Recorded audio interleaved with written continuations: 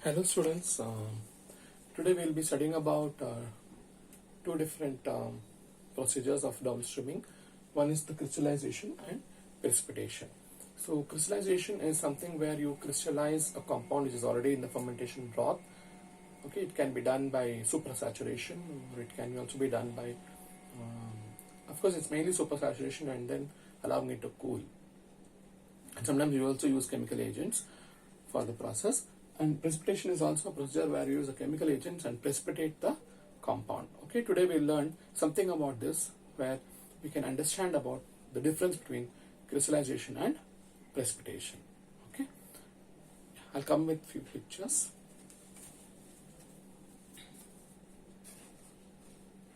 See, this picture tells you about the major organic acids. See, crystallization means what comes to our mind is organic acids.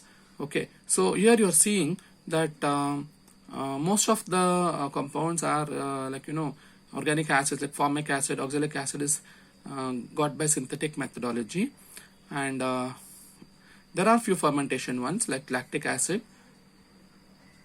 Of course, propionic acid also. When you study propionic acid fermentation, it's also a part, but mostly it is used in fermentation of cheese, production of cheese. So propionic acid, what chemically we are getting is synthetic. Tartaric acid is fermentation product. Citric acid is also a fermentation product where we go for crystallization. Okay, so acetic acid also, second one, acetic acid also is like, which is vinegar, is also going for crystallization. Okay, right. Okay, with this background I just want to tell you that organic acids are majorly concentrated when you talk about crystallization and precipitations. Okay, see, this is a typical example of one of them, the citric acid production. Like crystallization, we talk about crystallization related to citric acid. Okay, so you have the fermentation broth, right? Then the fermentation broth is going for the addition of calcium hydroxide. Here precipitation also comes into picture. When you add lime, that is calcium hydroxide, you get calcium citrate. Please concentrate on that. You get calcium citrate.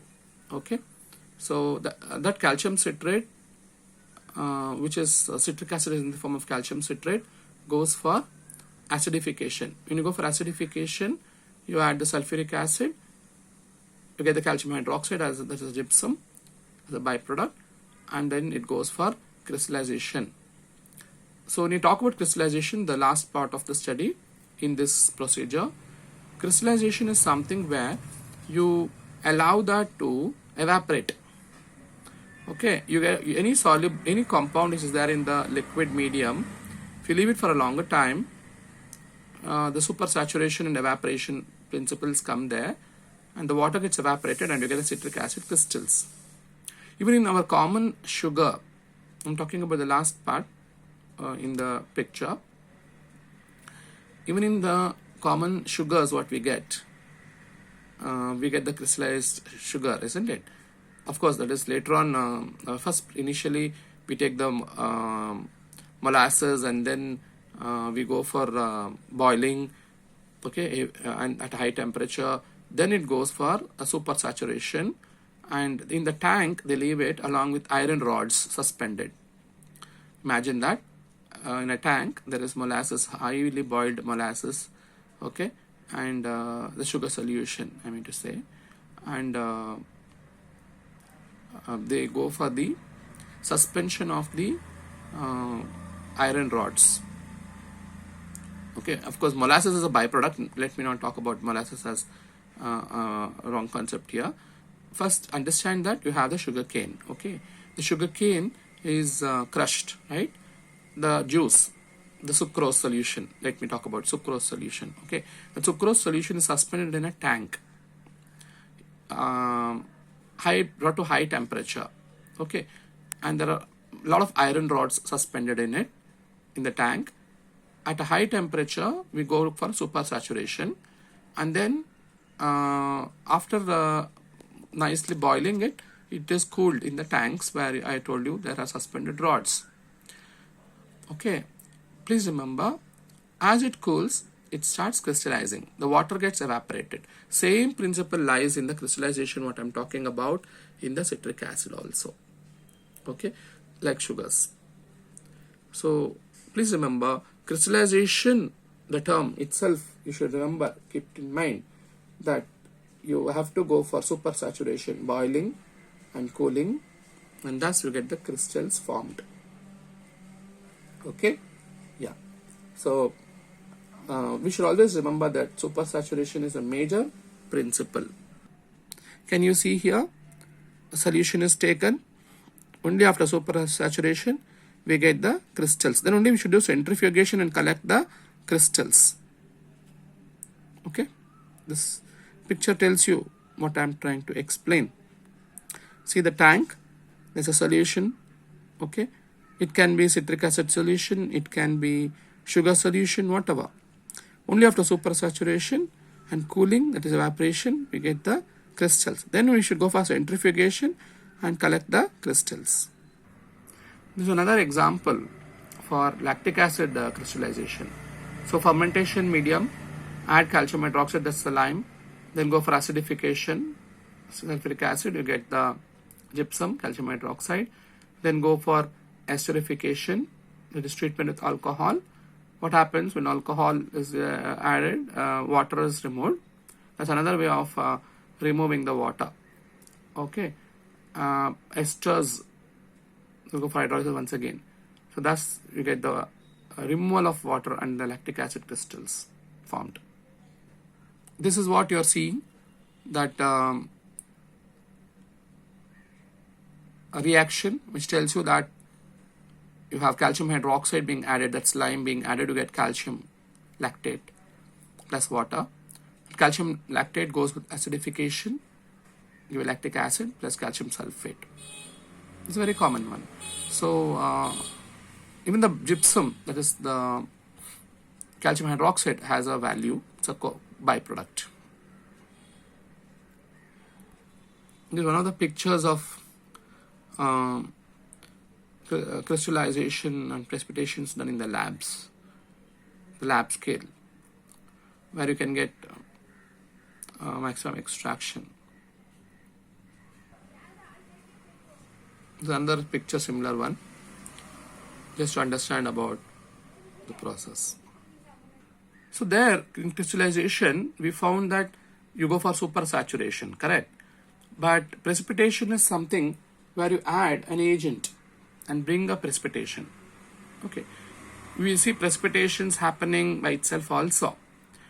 Okay, there also the concept of a high concentration will be there, and then it suspends, that is there.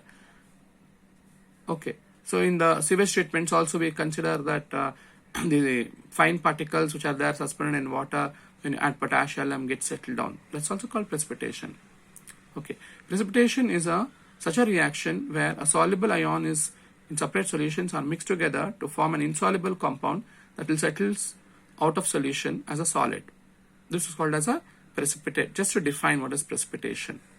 In the industry, very commonly used is the hydroxide precipitation. Okay, they use the sodium hydroxide, calcium hydroxide for the precipitation. Okay, so here you're seeing they're adding this these two. One is caustic soda, another is hydrated lime in common.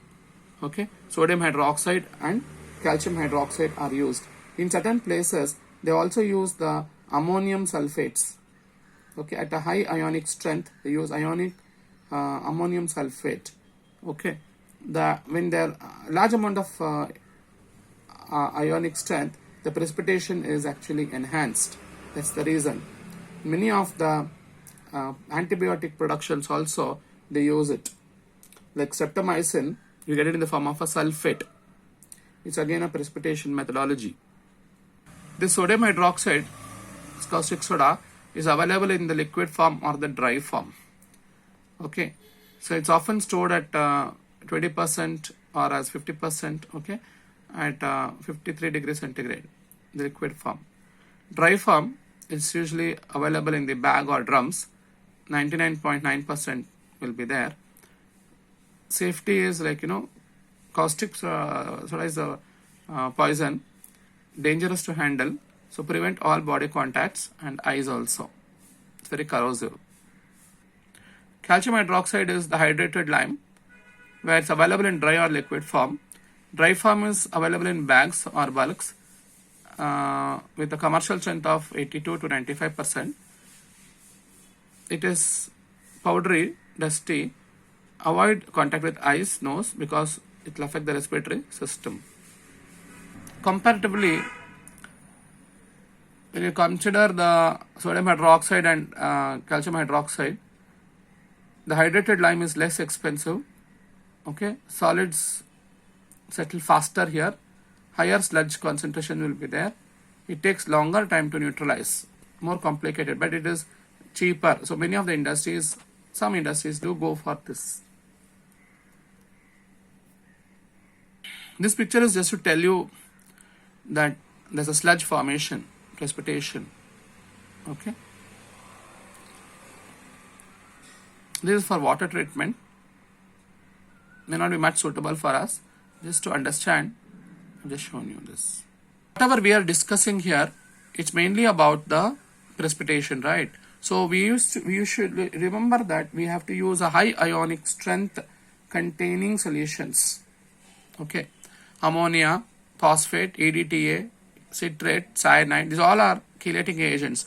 All are good precipitating agents. Okay, children, keep this in mind that precipitation is very important, and it can happen whenever there is a high ionic strength. This picture tells us that procedure of how it occurs. Okay, so you can take the product which is already ready for us for precipitation. Okay, that is in the storage tank. Add sodium hydroxide. Okay, and then go for different pH.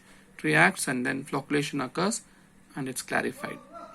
Imagine fermentation has occurred, then now the storage tank is now containing only the broth. After filtration of the mycelium of penicillium, you have the penicillin. Like that, you have the antibiotic streptomycin, let us say, because streptomycin is going for the precipitation technique. Let me tell you about that.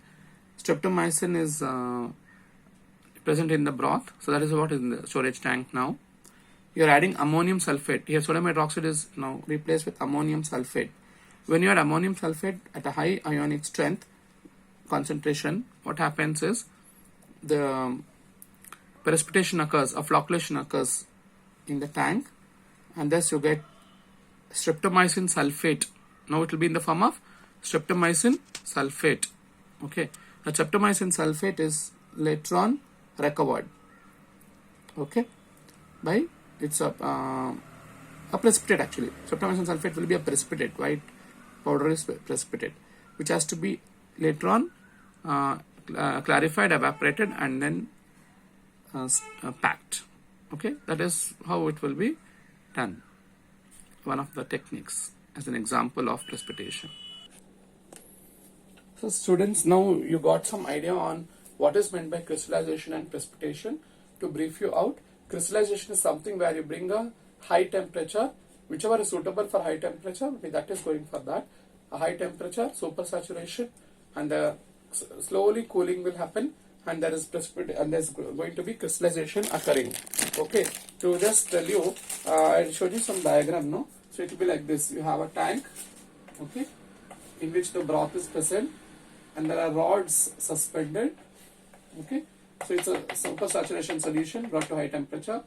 To this they attach. Let us say this is a strip of the rod. So you get all the crystals attached to this as it cools. This is done for sugar. Similarly, even for others also. Okay, but we have nowadays we have huge. This is a traditional method. We have crystallizers, means tanks which are having those suitable temperatures and all, which makes it cool faster, and crystals will form and they'll be present in the walls of the tank. Then the broth is just removed and crystals are collected. Then it has to go for some dryers. That time all the water will get evaporated. Similarly, precipitation. Precipitation is done for where the product is very sensitive. Can't go for high temperatures and all. Some agents are used. High ionic strengths are used. Concentration of solutions are used. Okay. For example, I was telling you sodium hydroxide, calcium hydroxide, the differences and all. Okay. Those can be used. Okay. When you add them, what happens is they will precipitate at a high ionic strength, they'll precipitate the compound. Okay, and then again it should go for drying once again. As I told you, streptomycin sulfate is one of the compounds which has got like this. So you just observe one thing. Majority are citric acid is available from calcium citrate. Streptomycin is available as streptomycin sulfate, like that. So it's all a process of crystallization and precipitation. With this background, I say that please go through. If any pictures are available, I will just definitely forward you those pictures. I have them in some books I will send you. Okay, so study properly, stay safe. I'll be meeting you with another topic of chromatography. Okay, thank you. Stay safe.